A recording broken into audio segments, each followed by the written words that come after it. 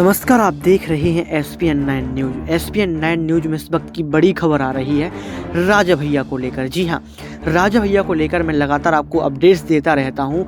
एक बड़ी खबर ये आ रही है कि राजा भैया इन दिनों लगातार बीजेपी पर हमलावर हैं। लगातार योगी आदित्यनाथ से सवाल पूछ रहे हैं, नरेंद्र मोदी की सरकार से ये भी पूछ रहे हैं कि आपने किसानों के लिए क्या किया।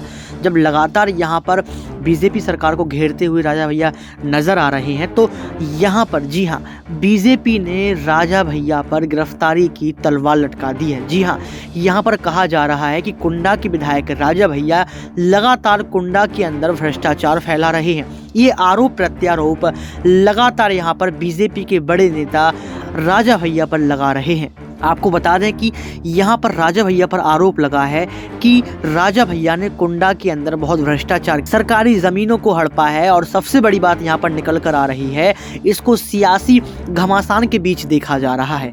ये कहा जा रहा है कि राजा भैया जब योगी आदित्यनाथ से सवाल पूछ रहे हैं, प्रधानमंत्री मोदी से सवाल पूछ रहे हैं, यही कारण है कि आज बीजेपी इस चीज़ का बदला ले रही है।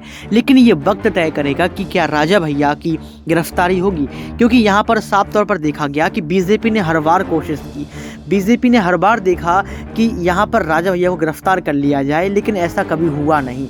क्योंकि राजा भैया हमेशा कहते हैं कि मैं राजा हूँ राजा, मैं शेर हूँ शेर, मैं जनता के मुद्दों के लिए काम करता हूँ, जनता के हित में काम करता हूँ, ये देश हमारा है, ये कुंडा हमारा है। और लगातार जो है राजा भैया भावुक होते हुए नज़र भी आए हैं। लेकिन देखना ये होगा कि क्या बीजेपी की सरकार राजा भैया को गिरफ्तार करने की कोशिश करेगी। क्या राजा भैया पर अब गिरफ्तारी की तलवार लटक रही है। और बड़ा सवाल ये है कि वही राजा भैया, जी हाँ, वही राजा भैया जो लगातार अखिलेश से हाथ मिलाने के लिए तैयार हैं। और राजा भैया ने योगी से ये सवाल पूछा था कि आखिर निकाय चुनाव में जो है देरी क्यों है। यहाँ पर राजा भैया ने नरेंद्र मोदी से सवाल पूछा था कि आपने किसानों के लिए क्या काम किया। आज देश में बेरोजगारी है, आज देश में महंगाई है और देश में अर्थव्यवस्था चरम पर है, लगातार लोग भूखे मर रहे हैं, इसके बावजूद भी आपने कोई बड़ा निर्णय क्यों नहीं लिया। तो ये तमाम मुद्दों को देखते हुए अब यही लग रहा है कि निकाय चुनाव के पहले यहाँ पर राजा भैया की गिरफ्तारी हो सकती है। क्योंकि आपने देखा कि रामपुर में क्या हुआ था। रामपुर में चुनाव के पहले आजम खान का वोट डालने का अधिकार भी छीन लिया गया था।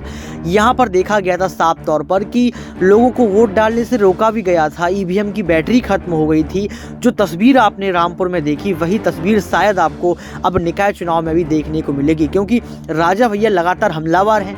क्योंकि यहाँ पर देखा जाए तो राष्ट्रपति मुर्मू भी सवाल पूछ रही हैं, नितिन गडकरी भी सरकार से सवाल पूछ रहे हैं, और कहीं ना कहीं विपक्ष तो सवाल पूछ ही रहा है, चाहे वो संसद सत्र हो या फिर भारत जोड़ो यात्रा हो।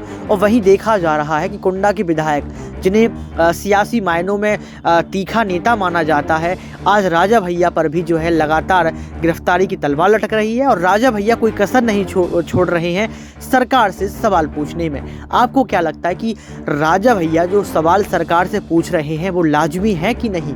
क्या राजा भैया पर अब बीजेपी की गिरफ्तार की तलवार लटकेगी। कमेंट बॉक्स में आप जरूर बताएं। आज के लिए सिर्फ इतना ही।